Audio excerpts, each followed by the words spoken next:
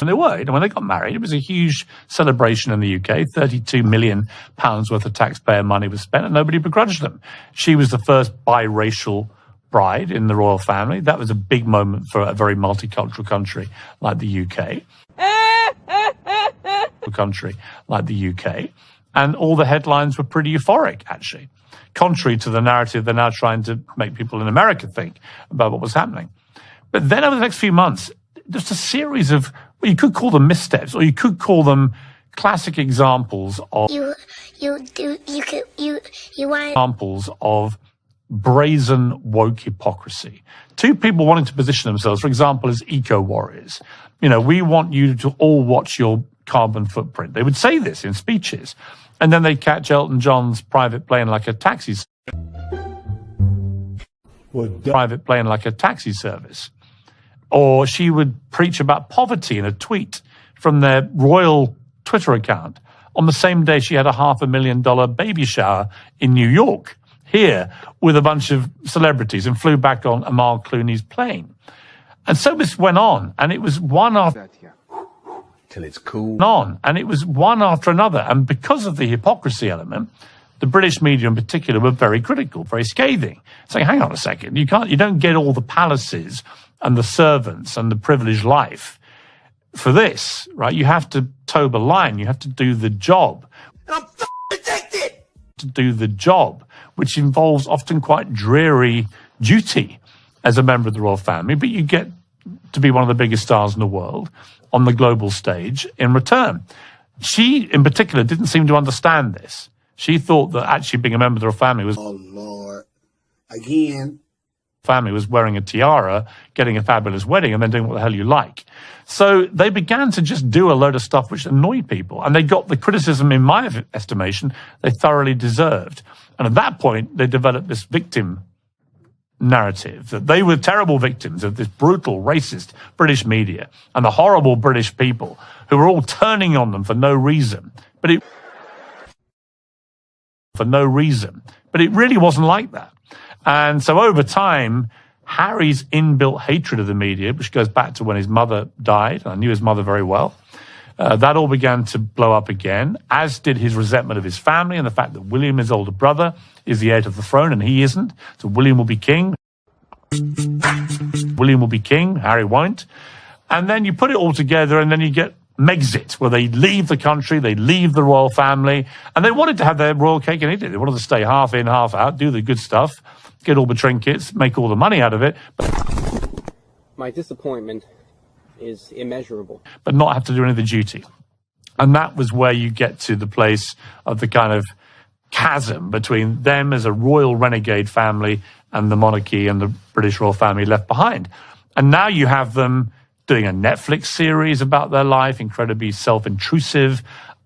I got you, homie. Incredibly self-intrusive. The most gossipy royal book that's ever been published, including accounts of Harry's conversations with his father and his brother at Prince Philip's funeral service. I mean, quite extraordinary. And you just see a pair of people earning a ton of money purely by trading off trashing their family and trashing the institution of the monarchy, which afforded them their royal titles, which make them the money. And to your point in the question, they've come to kind of encapsulate that mentality of the woke brigade, this sense of entitlement, self-righteousness. We're right, you're wrong. We don't have to play by our own rules. Only you have to. What? By our own rules, only you have to. And it's all pretty grubby and tawdry. And they've now ended up as a South Park, mockathon, which has got us all rolling in the aisles and probably reflects where they've now got themselves, which is they're a global laughingstock. So one of the things that... Kevin with the mohawk? Let me get it from the side. Kevin. Oh. Even the likes of Jimmy Kimmel mocking him for revealing such strange, intimate details. But do not delay or your knob be destroyed. But, Mommy, have you heard about Sir Sigmund Freud? The Netflix documentary from December 2022, documenting their once-in-a-lifetime love story, has resulted in massive drops to their popularity. Not just in the UK, but in the US as well. The market Meghan hoped, dreamed, and honestly expected to flourish in. Her political aspirations are quickly slipping away, not to mention details coming out that Meghan was expecting Harry to be far richer than he turned out to be, only further displaying her over-obsession with money. The couple are now involved in a lawsuit initiated by Meghan's half-sister Samantha, which risks revealing all the lies the pair have told over the last few years, with all the dignity of an Amber Heard cross-examination by my personal hero, Camille Vasquez. Meghan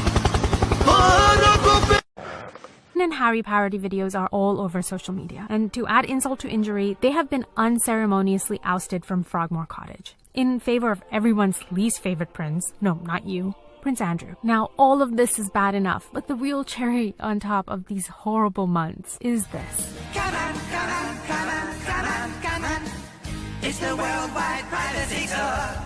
Come on, we want privacy, we want privacy. Meghan and Harry have been the subjects of a recent South Park episode, where, and there is no other word for this, the pair have been eviscerated. The characters in the show are not referred to by their names, of course. Instead, they are the Prince and Princess of Canada, with undeniable likeness to the pair. If you haven't seen the episode, you really should, because it is such a brutal takedown, and honestly, they've gotten details right that I would not expect, like their constant requests for privacy in the most public way possible. Yeah.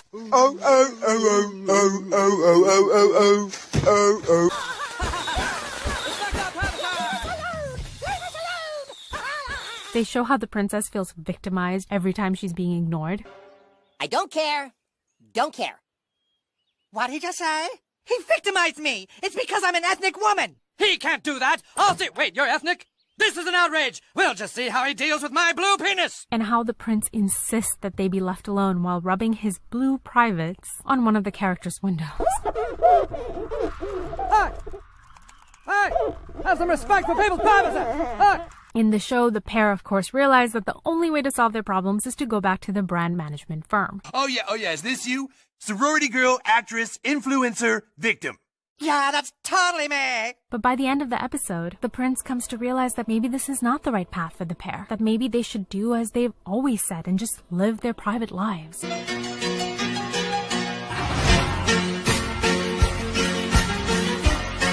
No more magazines and Netflix shows. We really can live a normal life. Yes, I'm sure you agree, darling. We can be the people we talked about being, with no more worries about how we look or the image we project to people. What matters is what we have on the inside. Only to discover that... Hello? Dear God, if there is a singular moment that perfectly encapsulates Meghan, it has to be this. And the episode ends with the sad prince realizing the truth and walking away. As a result of all these troubles, rumors now abound that Harry and Meghan's relationship is on the rocks, with Meghan feeling angry with Harry, blaming him and his actions for their massive fall in popularity. And current status as butt of so many jokes. You're right, Meghan. It's only Harry's fault. And I'm sure the couple are incandescent because they really can't take any action against South Park, since this is just a cartoon. The problem now is that it is the beginning of the end. While the mainstream left-leaning traditional American media has been generally very kind to Harry and Meghan, South Park and Jimmy Kimmel are sure to be the rocks that start the avalanche. Pretty soon, no doubt, there will be an SNL skit mocking the pair, reinforcing the fact that their brand is tanking faster than a 2022 Disney film, all because of one word: victim. Victim.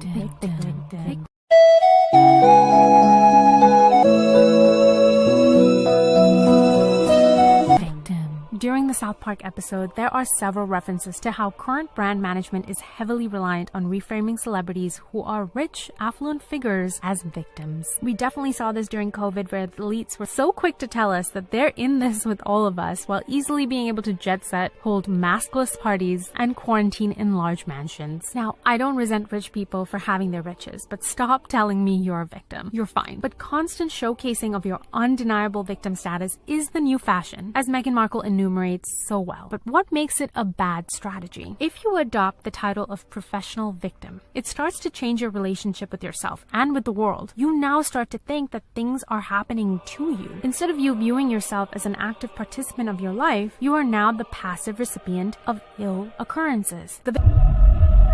Victim mentality reinforces your view of your own helplessness and bolsters the power that the big bad world has over you. We've all heard of rose-tinted glasses, referring to people who only see the best. Victim-colored glasses are the same, and it is absolutely within our control whether or not